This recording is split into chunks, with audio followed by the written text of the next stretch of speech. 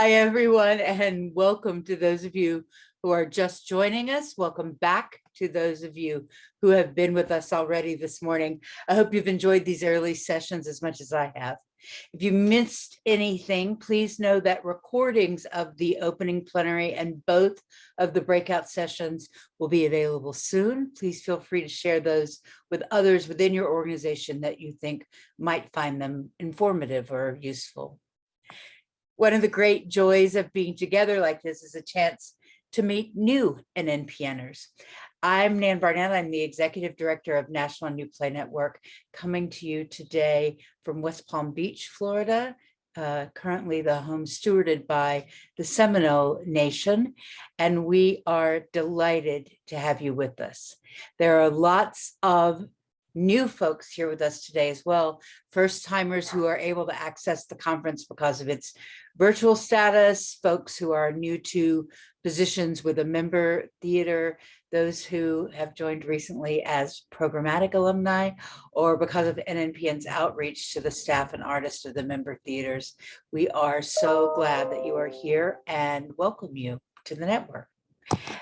As you know, our industry is in a time of monumental change, whether long planned, pandemic inspired, or the result of the field's much needed prioritization of human-centered practices, equity, diversity, anti-racism, anti-bias, and accessibility. This time has led to a lot and lots of staff shifts and leadership changes and exciting new visions for the future of the American theater.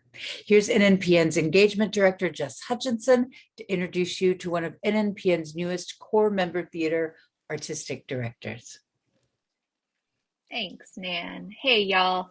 Like Nan said, I'm Jess Hutchinson, she, her, hers, on the land of the Council of Three Fires, colonially known as Chicago, Illinois. I'm your engagement director for NNPN, and I cannot lie, I have no chill at all about our next guest. I'm going to read just a couple points from his bio, but please go read the whole thing on Mighty Networks. Sean San Jose is a co-founder and program director for Camposanto, a new performances group creating, developing, and premiering new works by and for people of color since 1996. He is also the newly appointed artistic director for the nationally renowned Magic Theater, the first person of color to lead the house that Sam Shepard built.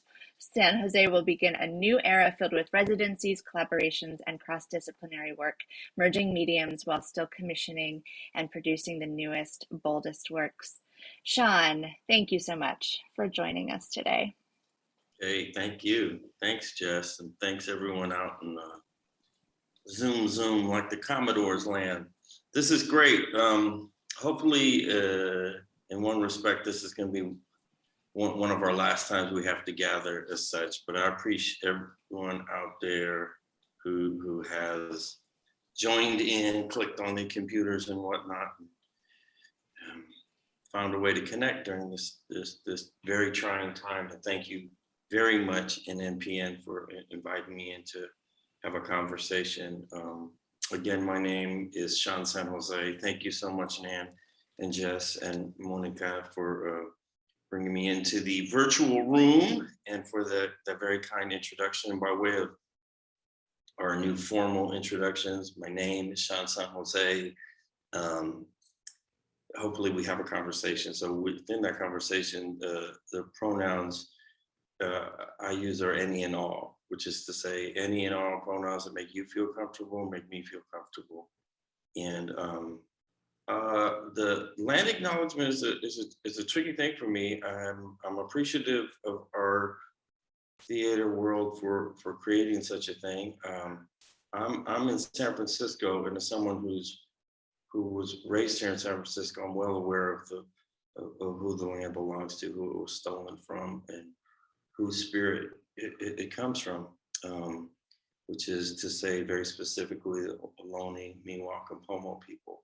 I feel a little funny doing the land acknowledgement.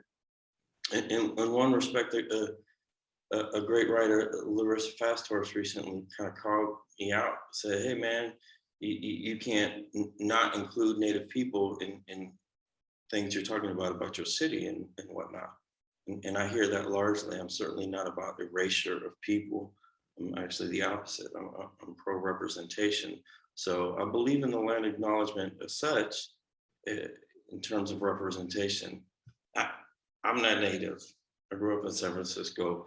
I just hope that we as theater people, if we do include the land acknowledgement, we also offer up an opportunity or question or moment for people to take action with whatever it means. So I say that to say that I'm from San Francisco, and we have a thing called Alcatraz, a former prison out in the middle of the bay. And there's a big graffiti thing on the side that says, land of the free Indian land. And that's from when the folks took over, the Indians and natives took over. And I grew up with that image in my head. And so I've always known that to be, I say we use these moments of land acknowledgement to posit that back out. So when we say ceded land, we mean stolen land, which means to say we are all living on stolen land.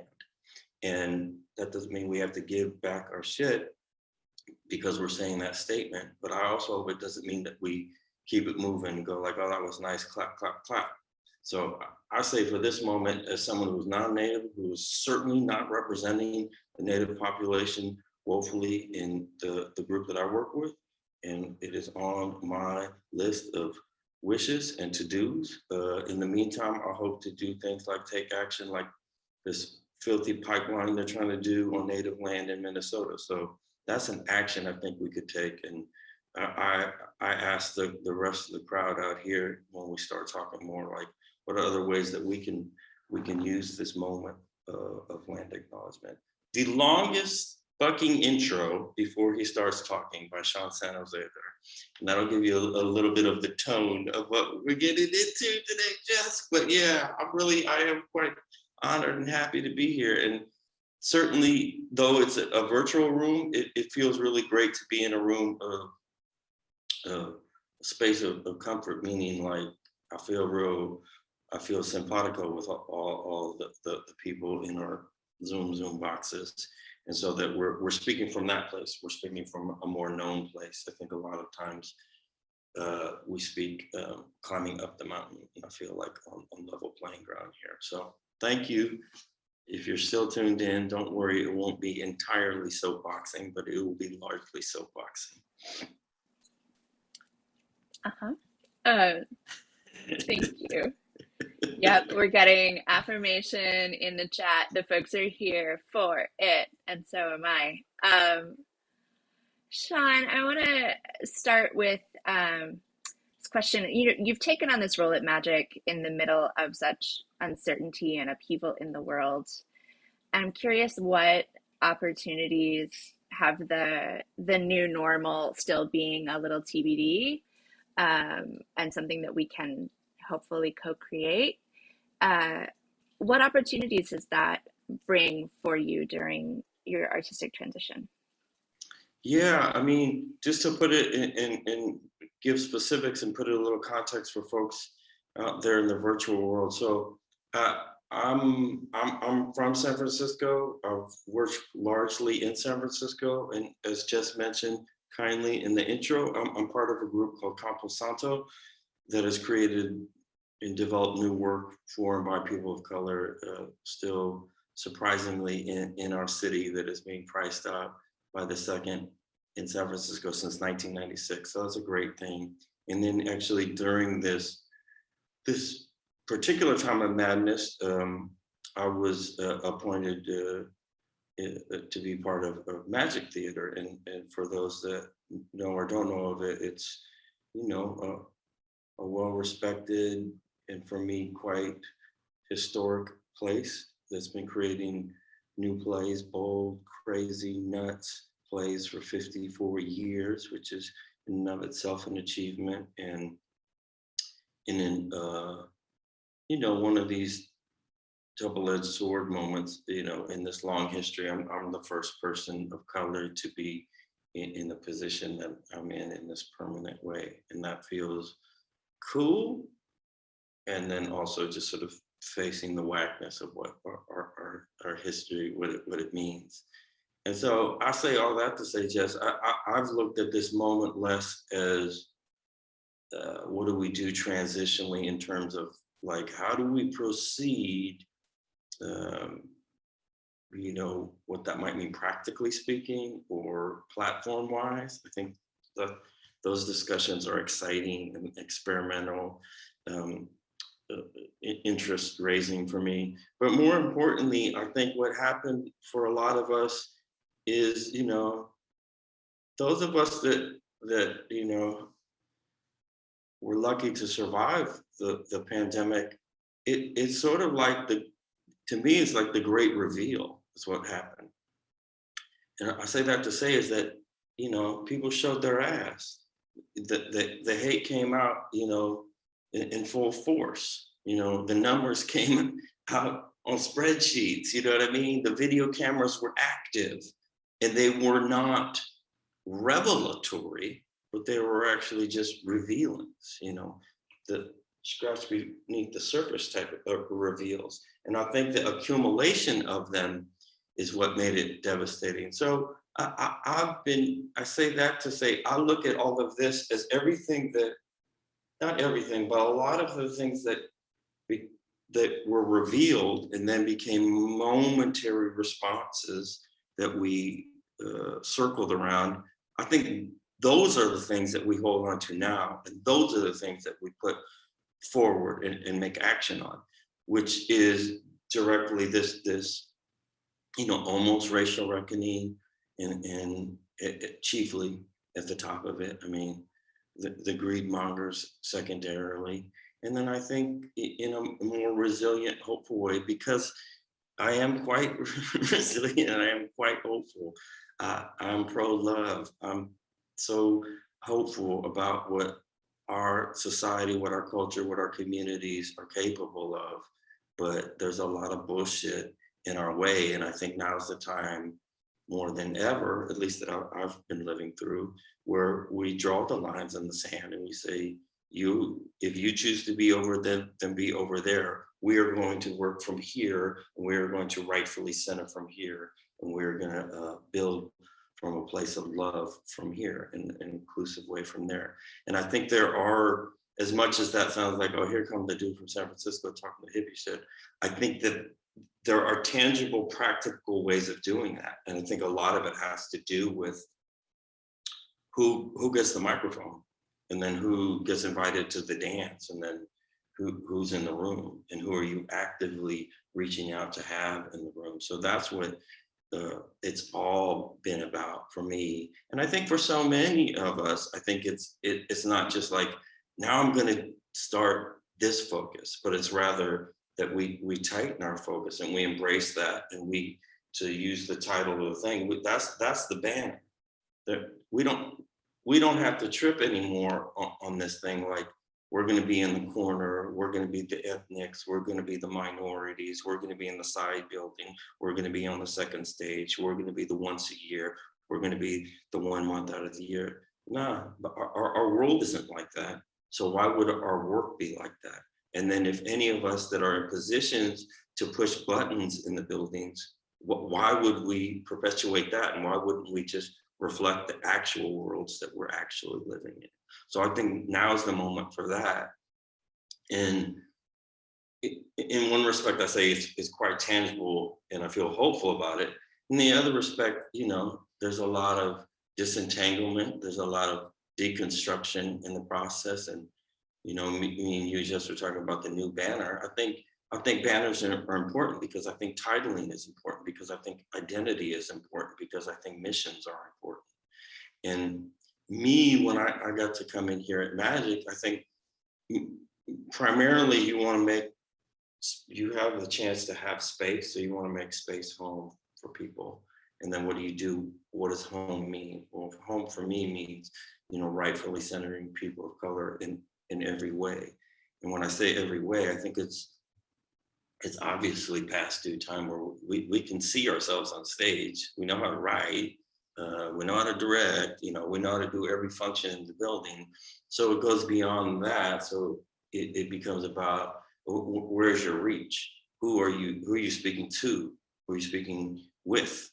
And how are you going to reach those people? So everything from how you open the door, if you open the fucking door even, what kind of drinks you serve, and what kind of tone you take on a telephone call. Do you take telephone calls? What is the color of your emails? You know what I'm saying? What are the drinks like? Everything that makes people feel comfortable in home. So in that respect, I feel great and excited. In the other respect, it's coming into an institution like Magic Theater, which, you know, is real. I don't say this just like, hey man, you got the job, you better speak nice. It really changed. It changed the course of my life. Like I felt like it gave me a place where imagination opened up for me. So in that respect, I have great regard, great respect for it. In another respect, I'm part of a community, and the work that I do is about reflecting the world that I live in. So everything for me, I have to hold myself to the task as well as others hold me, and each of us here to the task is, how are we doing that in everything we do? And in a practical way, in this dismantling way, I think that means redefining everything. And that doesn't mean, I mean, people trip me and go, oh, you want to come in, you want to dead everything, like you want to disrespect everything that happens. I think it means taking everything, every title, every program, every procedure, every ritual, and saying, and shaking that tree and say, is that resonant to us? Does that work for us? Because we are working for us, for our reach, for our intent. And so things like, from everything from like, is a word like subscription useful? Is a word like subscription exclusionary? Is a word like subscription classist? Is a word like subscription have any value to the people that we're trying to reach? It doesn't mean that, you know, it's not going to work for a big theater that obviously has a great financial structure for it to work. But I think now's the time when we get really real and very specific about, this is what we're doing. And to go back to what you're saying, what happened during this moment for me, this moment of the great reveal and this almost racial reckoning, is that, you know, we as theater people were caring, giving, sympathetic human beings. So we responded, but we responded in a sort of solely sympathetic place. And there was no looking back, and there was no wiping away of things. So the conversation was still veering through the white lens. And I know it's very, you know, flashy to say, you know, from the white supremacist structure, but God damn it, it is. The thing is built on a white supremacist structure, just like all of our fucking education systems in this country. That just is what it is. It doesn't mean I'm calling everyone racist in those systems, but we have to pull out the parts that are directly coming from there and fill them in with things that are going to reach our people in our ways. And I think we can do that obviously much easier in theater than we can do in our education system, and certainly in our civic systems, and, you know, who the fuck knows what goes on in our political systems. But so that's what it's been about. And here's the crazy part, you know, is you ask a question like that, which is rich and deep and real, and that's the focus, but it doesn't mean that we're not creating the dopest fucking art that we feel we know. It doesn't mean that we're not bringing in the dopest fucking artists that we know. It doesn't mean that we're expanding the form. It doesn't mean that we're cleaving out aesthetics. Actually, we're versed enough at this point in time where we can do both, two trains running. You can actually be building community bridges to civic life and do it through and with the creation of new work. In fact, that is our tool, people. So I just sometimes I can get off on where my focus or where I want us to get to is, and it sounds as if it's, you know, doesn't include, you know, plays and shit like that. But like, come on, we're performance makers. That's off top. So the question is, where are you going to tighten your focus on? And for me, it's about the redefinition of things. So it makes things more resonant for us. And it also doesn't mean, in case anyone's getting, you know, sweaty palms or worried, it doesn't mean that white people aren't included to the dance. There's nothing in the referendum, the memos that say that. But of course, there is always pushback that comes from the fear-based trip when you say, I want to rightfully center people of color. So you can't have white people? What translation are you reading? Because I said nothing of those words. And also, like, you know, I came into theater watching white words from white people, mostly white men. And I was still able to find the transcendent moments that helped me cleave out import and imagination and language from it. So I think it's still an inclusive world that way. Yeah. Well, and that's a skill set that a lot of folks of color have had to develop, that white people haven't had to develop, right? Of how to see the parts of yourself reflected in stories of people who don't look like you. And it's pastime for white folks to learn how to do that. Yeah, I mean, I think too, Jess, it becomes, you know, it's as much, obviously, culture-wise, rhythm-wise, phenotype, we need that representation. We just need it, and it's fair, it's pastime, it's there. There's audience, community, stories for it, so we are going to do that. But the bigger battle for all of us, and all of us in this forum here is like, well, what does that mean economically? And this is where I sort of harken back to this moment when the theater community sort of writ large was like, what do we do with this so-called racial reckoning? Let us create an anti-racism stance and such. You know, obviously I'm for that. But you know what? I'm more practically for, and action-wise, splitting up the pie then, making it actualize, doing something with it. Which is to say, you know, look, I'm lucky. I'm still getting to work in a field that I love to work in when there weren't, you know, subcommittees and fucking plenaries about fucking multiculturalism and whatnot, this, that, the other, the EDIs, the DEIs, all the letters in the alphabet. So I'm lucky in that regard. But children, how long are we gonna rest on this nomenclature, this structure created by someone else about us that has kind of been in existence for more than 25 years? Why would we, especially as new work practitioners, use stale old shit as our model for how we structure our business, our work, our efforts, our effects? And that's where I'm just like, no, fuck the dumb shit. It's time to do things for ourselves. And again, it's not as divisive as it sounds. I mean, I cuss, but that doesn't mean I'm divisive. It's not as divisive as it sounds. It's just, it's naming it. And for me, I think a lot of this moment in time is about naming things clearly, distinctly, proudly, and embracing it.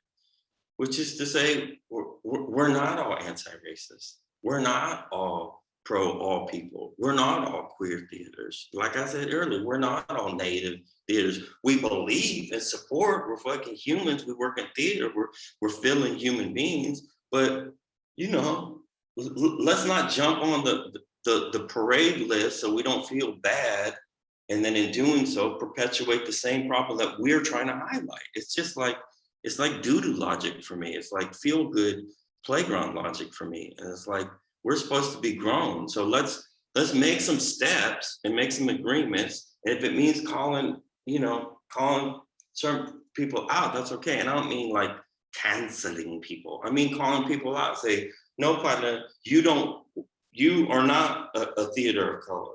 You have produced artists of color, and I would hope any theater in the United States would have fucking, you know, that's nothing to toot your fucking horn about. That's not the same as the legacy groups. That's not the same as the grassroots joints that come out because they have no other place to see themselves, to hear themselves, to feel themselves. You know what I'm saying? Those are totally different things. So this moment in time where we respond to utter fucking chaos in a country run by a fucking lunatic, hateful piece of shit, that we have to find some source to ground us. And we go, oh, we ground in this moment where we're not that. You damn right we're not that. But then what are we? Let's take some steps after that. We got that piece of shit out of office. Now let's make some moves. Now it doesn't mean that I'm saying like, let's create the revolution. I think some people are going to be down to create the revolution, but a lot of us are going to do communing and storytelling as a tool to advance civic conversation. And that is vital, and that is valid, and that is worthy, but it needs to be named, it needs to be cited, it needs to be embraced, because the moment of softness that started with, maybe didn't start with, but in my sort of consciousness, multiculturalism has now morphed into diversity, has morphed into EDI, has morphed into anti-racist. What does it mean? At the end of the day, what does it mean to our action steps? Look, I'm not taking shots at people. I'm not hating on people. But what I am saying to us as a group is like, when are we going in collectively? When are we going to use our fucking power and do it? Let's make it happen now. And I'm not talking about numbers. I'm not demanding that a big theater give us numbers on how many POCs they did or whatever. Numbers are numbers. I'm talking about actual tenet points and foundational thinking. And that partially comes with who has the microphone, but it also comes out to who you're reaching the microphone out to. So it's as much as I'm like, I'm doing it from a place of, here's the trip, the reason I don't like anti-racism is why would I lead with a negative statement? I'm pro-love, people. I am pro-love. I want my grandmother's spirit to live. I want creator's spirit to live on the stage. I want all of our beautiful cultures singing in our spaces. I'm pro-love. I'm pro-people. I'm not anti-racist. That's silly. That's to me it's silly because, first of all, I am racist. I was born in a country that is formulated, founded, and run on white supremacist ideology. I'm fucking racist against that. So I'm not going to walk out into the world and tell you a lie off top. I mean, I would like to tell you something different off top. Hey, welcome, come in. This is home. We want to make this a home for more people. We want to hear what you have to say and do something about it. Like, give you space, give you mic time. And then we go from there. That's how you did that. I'm past the point of worrying about how other people have to feel about their own feelings about racism and classism. I'm about us creating a different path so it's clearer for those of us that truly don't want to fuck with it. And I truly don't want to fuck with it. I don't want to fuck with white supremacist thinking. I don't want it in my space. I don't want it in my energy. And therefore, I'm not even going to dialogue on the shit. I'm really not. And, as we know with race class shit, it ebbs and flows in order to survive. So maybe in 2 years, we come back and I'm at the point where like, hey, we need to widen the circle and have a mellower conversation. I'm not at that point now. You know what I mean? I'm not at that point when we see the killings, open killings of Black people on fucking video cameras, and then we change the policy in the summer, and then we vote it out in the fucking spring. Fuck that. I want change. So why would I spend my time or my energy in doing anything other than working towards that? And there's so many of us that feel that way. That was real, those moments when we gathered and we were like, we better create a thing called We See You White America or theater or anti-racism. Those are all real moments. But what I'm saying is like, let's galvanize and gather all that energy and make some policies. And in doing the policy making, theatrically speaking, it's gonna divide some people. And I think that's the moment where we don't want to do it. I think it's okay to do it. I think we're going to survive. I think they're going to survive. I think their feelings are going to survive. Certainly their pocketbooks are going to survive. It's about us. And I'm not being selfish. I'm about uplifting. So the more that we do gatherings where we just jump to how do we talk about racism, and fewer ones where we do how do we empower the Black, Indigenous, people of color, queer, trans folk to be in power, then I don't see us getting out of the mud of it. the potential and the hope of now is immense, you know, and I think we should, let's go in, especially this group and PN, we're doing newness for a reason, because we don't respond directly or as resonantly to the old. We're trying to create the classics that are living around us right now. And I think that affects not just the way we think politically, but the way we think programmatically. And the moment of the cross meshing is now. What I mean by that is the civic cultural moments are now, and we need to demand, and we need to stand ground on that shit. Yeah. Well, and that's the whole idea of, let's create this banner, let's say what we mean and what we stand for, and then let's move forward together under it. Yeah. Like some of it is like the power of articulation, of saying exactly what you're saying, saying what we're for, and rallying the folks who are for that same thing.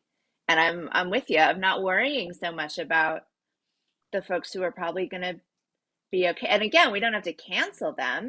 Yeah. They just maybe don't need to, like, not everybody has to do the same thing if it's not an authentic piece of their worldview.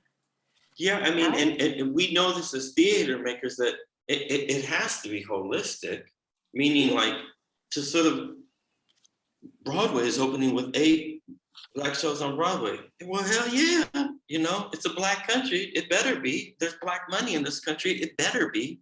But the idea that you throw those shows out in a time of fucking the greatest unknown of what audiences are going to be. And then what I'm asking is like, then what happens next year?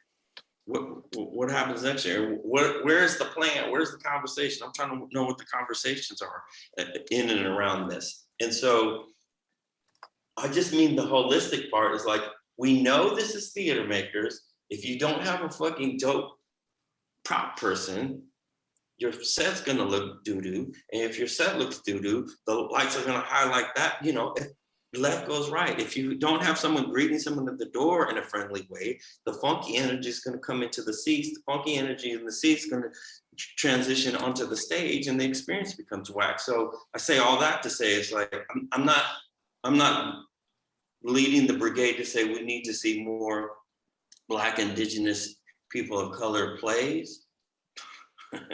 You're talking to the wrong person. That's all the fuck I do. Like, it's been time for that. I mean, isn't theater about reflection? So all I've ever wanted to do is reflect. And my world looks, sounds, moves a certain way, and it doesn't move in the same way that the books in the library were when I was introduced to theater. So that's one way, but the holistic way is like, well, whose ideas are you listening to? Who are you conversating with? Who's mixing your drinks? Who is mixing your records? You know, who is mixing your programming? Who is not allowing you to mix? You know, and things like that. We know things of board and finances and things like that, and yet the sort of maneuvering. It's not like we don't know how to do it. We do know how to do it. So many of us, and so much of our work comes from like, I need to get it done, so we're gonna fucking do it and make a show happen. I got a barn type shit. We've all did that. That's how we came to theater, right? Isn't it? I mean, yeah. I know a lot of you are a lot more educated than me. You've got degrees and such, but these moments of why you really do it is still on the we got a barn type shit. So we know how to do it. So why aren't we doing it throughout? Why are we still acknowledging the so-called American theater structure is impenetrable? It's not impenetrable. It's not impenetrable to go into a board and say, why is the board not reflective of our community? Because don't the board sometimes make the moves, or, you know, stamps your budget? And if your budget isn't stamped, then what the fuck are you allowed to do? So I should have said this at the top, and it's Sunday, and I'm a doubly Catholic person. I'm sorry for cussing so much. I'm just trying to conversate. It's well past the point. 42 minutes into it, I know, Jess, but I just realized that. But I'm serious. If we don't if we're not asking ourselves those questions, these are the questions we can ask ourselves to make these moves. We can make these moves. And thankfully, we're at this moment in time where people are like, maybe the next hire we should do should not be look, sound, move, guess like the same person before, or the same person who founded the joint. And all power to all the old white male hippies that started the fucking revolution in theater in America to found these crazy ass companies, many of which still exist. So obviously they're speaking to people, but come on, man, let's speak to the times. Let's speak to now. Again, this is NNPN. This isn't the amorphous, what we call theater group. This is the new, and new means now. And now means your world, and the world is real, not just what we play make on, but where we're responding and creating it from. Mm-hmm. Yep, that's right. I want to encourage our attendees, if you have questions, that is what the Q&A box is for. Feel free to drop them in there. I feel like we've been talking about this the whole time, Sean, but I'm curious, in your dream palace ideal future. I like that. Dream Palace is the shit. Palace? I want to change the name of the theater. I like that. French shit. Dream Palace. Okay. I like it, Jess. Shout out to one of my past sound designers who brought Dream Palace into my vocabulary. Thank you, Stephanie. So in that Dream Palace, what role do theater makers play, right, in these communities? How are we stepping into this collective power? Even if it's just like, okay, we made our banner, it says the thing we mean. For you, what are the first steps together? Yeah, I mean, those are the hugest questions. Inside of that, that big question you're asking. I think it was last week or about 10 days ago, I was honored to be able to attend a memorial for the great Diane Rodriguez, one of our heroes, one of the greats, the veterana, the fucking revolutionary. And what was one of the many things that I walk away with, first of all, we lost one of our great heroes during a time where we couldn't really communicate about it, we couldn't gather about it, we couldn't be live about it. And they had this gathering in Los Angeles. And I say the mention of Diane Rodriguez is because in this overview of Diane Rodriguez's life, from 1974, where they sort of started how she was talking about her work at UC Santa Barbara as a student, creating the first Latino theater. And I say Latino because that's what it was called then, not to diss my Latinx people, but this first Latino theater there. And then she went to work at the great Teatro Campesino in San Juan Bautista here in California. And then it goes through all the breakthroughs, all the glass ceilings, all the walls that she knocked the fuck down, from being part of Center Theater Group for decades, from leading, legendary labs and starting a movement of these labs, seeding voices, mentoring literally hundreds of us, and then being on the chair of the board of what we recognize as the biggest sort of centering group of our theater community with TCG, and then national Washington D.C. Accolades. I'll say all this day. So she reached the heights. But the final thing they was quoting, Diana was talking about how we need to destroy all the levels of it. We need to make it the populist thing that she was asking for with all those people in 1974. We need to do what Campesino was asking for in fucking 1968. We need that. Can you imagine 50 fucking years later and the same seed of need that that La Diane was talking about is still what we walk away with. So I say all that to say, is this, and this is the height of our people, Diane. She's the leader. If the need is still there, then the need is still there. And so that we have to stop half-stepping in terms of the priority. And we have to stop half-stepping in terms of what our banner, let's say, says. So that if you're about the people, be about the people. And if you're about entertainment, be about entertainment. I'm obviously a believer that you can do both. But the people that are, that are like these oddballs that somehow have found a way to make money in a thing called nonprofit, whatever, then you should do your thing, and you should do your thing there. It doesn't mean I'm never gonna see you or never gonna support you, but that's your shit. Our shit is focused on something entirely different. And we need to say that, and we need to own it. We need to be organized and mobilized. And part of that the greater goal to your question is, how are we merging the civic life with the cultural life? How are we both stating our own value to our community, but also insisting our value to our community, but also proving our value to our community in that way? And I think it has to do with, where are we motoring ourselves? What the fuck are our mission statements saying? And if your mission statement isn't about that, then it's not about that. But then let the people that are about that, let us come together. And that's what we need to do. The people that are about, because we are in a time of a movement. The movement is on. And if you want to be part of the movement, we got to do it together.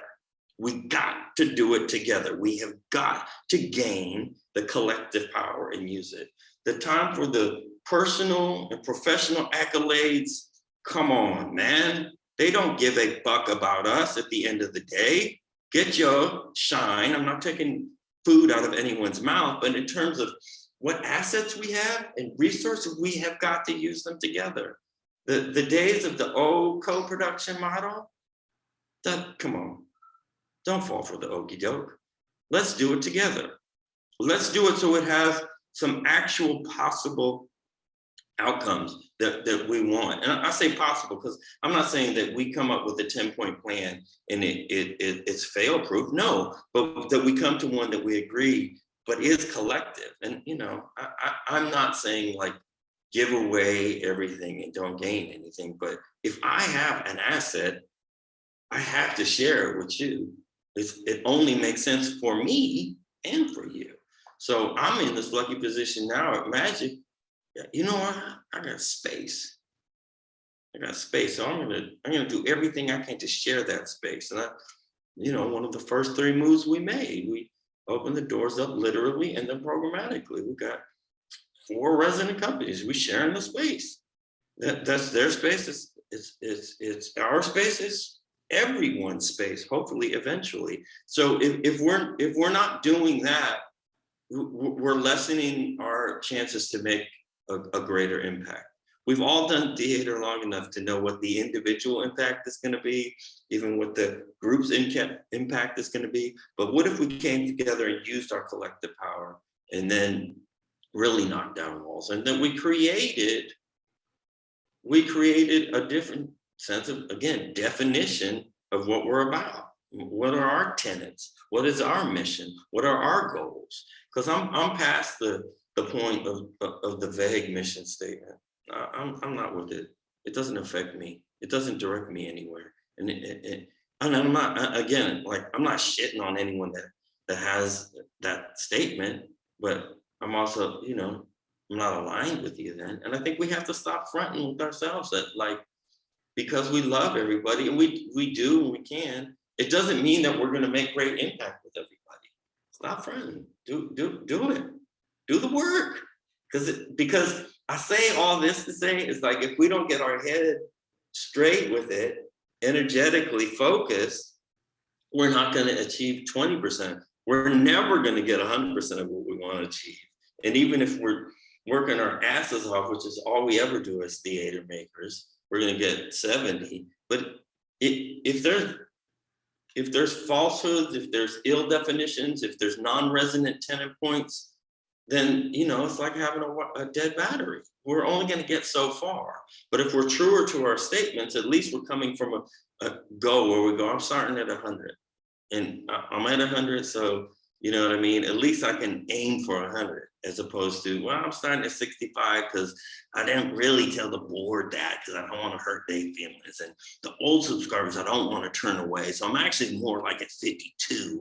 And then I really like this one actor, but they don't like the way I talk about people of color. So I don't say it to them. So I'm actually at 47. Come on, man. You're stuck in your own field of the rice, dude. Go to the fullest. Go to the fullest. Because we're not, and I'm in San Francisco, I'm surrounded by bullshit corporations. We're not in the bullshit corporation model. We're in public communion, cultural civic creation. That's the business we're in. And it deals with people. So it deals with intangibles where you need 110 of spirit and energy. And anytime that we create false banners, come on, it's only seeding false expectations. And it's funny, you know, because we're in the business of verisimilitude, of recreation. And then some of us create these false statements to live under. Why would we do that? Why would we do that? Why would we start from a false premise? I don't understand that. I certainly don't understand it because the only thing that keeps me showing up is that I'm able to sort of reflect this complicated, messy, gorgeous, beautiful world that I live in. And that the only way I know how to make any sort of connection point is to help seed dialogue that can help deal with some of these messier questions that we have in beautiful but fucked up world. Yeah. We've got a question in the chat about the old co-producing models. Can you say a little more about the Sure. ways in which those Yeah, are I mean, I think we know of co-producing models. I mean, first of all, we're in NNPM. This is not TCG, and no disrespect to TCG, but that speaks to a LORT model. We don't have to fuck with the LORT model if we don't need to, if it's not resonant to you. And I think co-producing models, in effect, became palatable, usable, workable, based on LORT co-productions, which is to say, big theater meet big theater. Big theater produce big play. Big theater do it with another big theater, and the big cost is not as big. Again, like it's just seated in a financial model. I'm not saying don't do it. I'm not going to do it. I mean, first of all, I'm not in a position to have to worry about that. I'm not a big theater, but in that way. And I think coming from a small group, we've worked with big theaters. I couldn't name one that came out where we came out ahead in terms of finances or new audiences. Experience, for sure. You know, you did a new piece, for sure. That's love, and that's not only on the big theater. That after you do it once, that's on you. So, meaning like if you're expecting to get some new game this time and you haven't adjusted the strategy, that's on you. So that's what I mean about the failings of the code is like, where does it get us in terms of audience development, new work development, new communities, new models after that? And again, I'm not saying that a big theater in New York shouldn't do a triangle with a big theater in Houston and a big theater in San Francisco. If it means that people get to see that show in those cities, cool. But what about, again, like there's a whole ecology to the game, and that we base it on the upper tier only, you know, is worth the failings of it to me come from there. And then also the failings of the, like those have, there's fallout to that. There are shortcomings to that. If I live in the Bay Area, which I do, and the three, and count them people, three big theaters are doing 70% co-productions. This isn't actual numbers, so don't get mad at those theaters here. Are doing co-productions. Who's working locally outside of the people that are on staff at those theaters, and whose voices are being spoken to?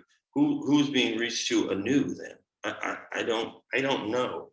I don't know the answer to it. And those bigger theaters may have answers. They may say, no, we're allowed to do this, and it gains us greater access to doing more outreach because we spend less on the big play. I don't know.